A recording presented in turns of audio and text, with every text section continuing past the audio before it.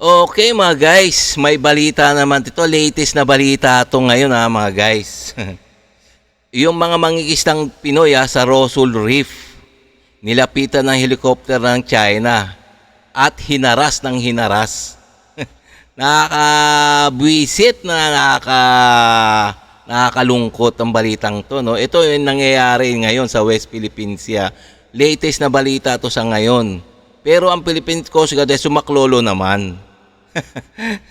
Pero talaga nakakabuwisit lang talaga, no. Sa kabila ng meron ng tayong pinirmahan si Bongbong Marcos na maritime law, 2 batas 'yon, pero wala pa rin nangyayari. Di pa rin sinusunod ng mga Chino yung batas na ginawa ng Pilipinas, yung maritime law na pinirmahan o ginawang batas nung nakaraang buwan o nakarang buwan ba yan o nakarang linggo. Binabaliwala talaga ng mga Chino. So talaga nakakalungkot lang talaga, no. So itong bibigyan natin reaction video, komentaryo at question. Pwede rin naman kayo magkomentaryo diyan sa baba. So kung talaga nabubuwisit kayo. So itong video na to ay galing sa kay kay GMA Integrated News. Yan. So bibigyan natin reaction to kasi nakakabwisit lang talaga, no. So okay, no, umpisa na natin. Sa halip na tulungan sa gitna ng masamang panahon, sinilaw pa umano ng mga Chino ang mga Pilipinong mangisda sa loob ng Exclusive Economic Zone ng Pilipinas. Pati mga sumaklolong taon ng Philippine Coast Guard, hindi tinantanan ng mga barko ng China mula sa Puerto Princesa sa Palawan. Grabe, Nakatutok live si JP Soriano. JP. Emil, mga kapuso, umaga na makabalik dito sa mainland Palawan ang grupo ng Philippine Coast Guard vessel na ating sinamahan na pumunta sa Rosul Reef upang tulungan nga ang mga Pilipino mangingisda. Pero hindi po naging madali ang aming biyahe doon dahil 2 beses po nagsagawa ng tinatawag na dangerous maneuvers ang China Coast Guard sa gitna ng dilim, sa gitna ng karagatan sa West Philippine Sea. Nangingisda sa Rosul Reef o Iroquois sa loob ng Exclusive Economic Zone ng Pilipinas ang mga Pilipinong ito. Nang bigla silang lapitan ng helicopter ng China. Nag-hover siya ng mababang lipad lamang at 15. Tiga natin. Tingnan nyo naman ang China, sa kabila ng meron tayong batas na bago pinirmahan sa maritime law.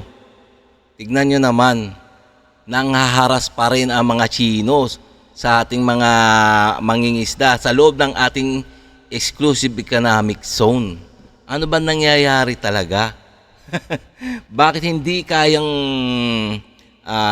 pigilan ng ating mga sandatan lakas yung mga ginagawa ng Chino na pangharas sa ating mga mangingisda, lalong-lalo na sa Philippine Coast Guard, dinaharas din kahit may batas na bago.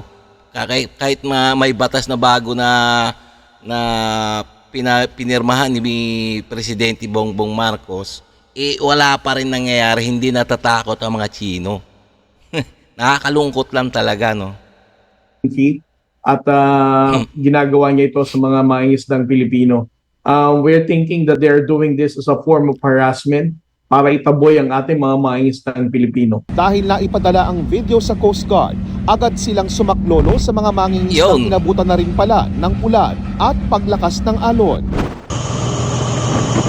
Kabilang kami sa mga media personnel na sumama sa kanila sakay ng BRP Cape Engaño nitong Sabado. Kasunod ang BRP Melchora Aquino, isa sa pinakamalaking Philippine Coast Guard vessel. Pero di pa man nakalalayo sa Palawan, ay sinundan na kami ng Chinese Coast Guard vessel na ito pasado alas 5 ng hapon. Pagdating namin sa bandang Escoda Shoal, huminto alas 8 ng gabi ang aming sinasakyan. Sa gitna ng dilim, ilaw lang ang kayang i-record ng video.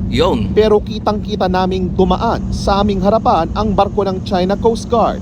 Narinig din namin ang ilang beses na radio challenge ng China para palayuin ang Philippine Coast Guard sa umano'y teritoryo nila.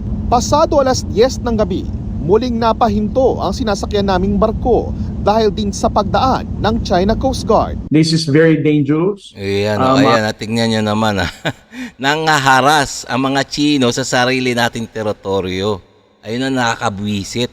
Maaaring magdulot ito ng banggaan at maging resulta ng isang sakuna. We were able to prevent this kind of collision with the Chinese Coast Guard.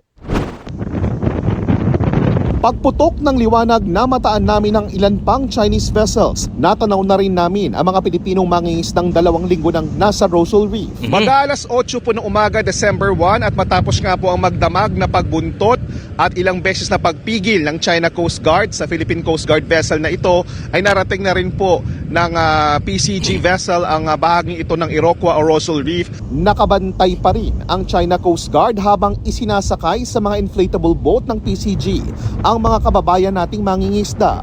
Sa isang punto, ibinaba pa nila ang kanilang maliit na speedboat pero di naman lumapit sa amin.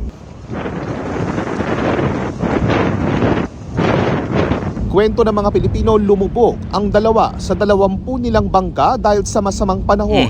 Pero Oh. hindi sila sinaklolohan ng Yun. mga Chino. It is Tingnan mo, ang titigas ng mga Chino sa kabila ng sama ng panahon, inagawa pa nilang harasin yung mga mangingisdang Pilipino. At isa pa, hindi pa tinulungan. Ang titigas ng mukha talaga nito ng mga Chino, no? Sarap tirisin. Ang sarap tirisin. also very disappointing, no? The mere fact na nakapagpalipad sila ng aircraft dito ay namomonitor naman nila mga mangisdang Pilipino. Hindi sila nag-offer ng kahit na anumang assistance. Sa halip na tulong ay sinilaw pa umano ang mga Pinoy. Kita Sakit mo. po sa mata. Yung kulay green nila ng laser, pinagit-git po nila. Yung hindi ka talaga ganunin kataga ng blocking nila. Ni-block ka talaga nila. Tingnan mo. Binabantaan din silang bobombahan ng tubig kapag lumapit sa mga inaangking bahagi ng China. Sabi nila, back to Philippines daw. Pero sa kabila niyan, nakapangisda pa rin sila sa Rosal Reef, isang low tide elevation na bahagi ng EEZ at continental shelf ng Pilipinas. Pero hindi na sila nakalapit pa sa Sabina at Ayungin Shoal.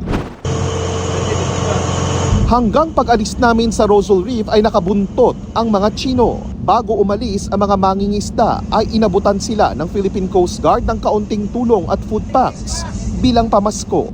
Samantala, 4 na mangingisda ang inahanap matapos mawala sa paligid ng Panatag Shoal. Naglabas na ng notice ang PCG kaugnay niyan.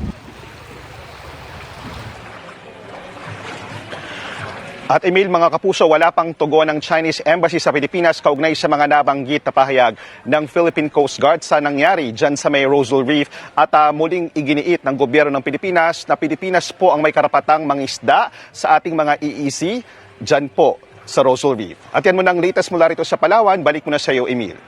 Okay mga guys, tignan nyo naman nakakalungkot talaga, no? Yung isa sarili, ibiro mo sa sarili nating teritoryo tinataboy tayo. Samantala wala naman tayong magawa.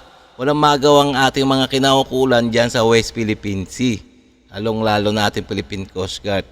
Sa kabila ng na meron namang batas na pinirmahan na maritime law, pero parang baliwala lang Parang baliwala, parang lang, hindi sinusunod ng mga Chino. Ayun na nakakalungkot doon. Ayun na nakakalungkot na nakakabwisit. Talagang nakakadismaya lang talaga, no.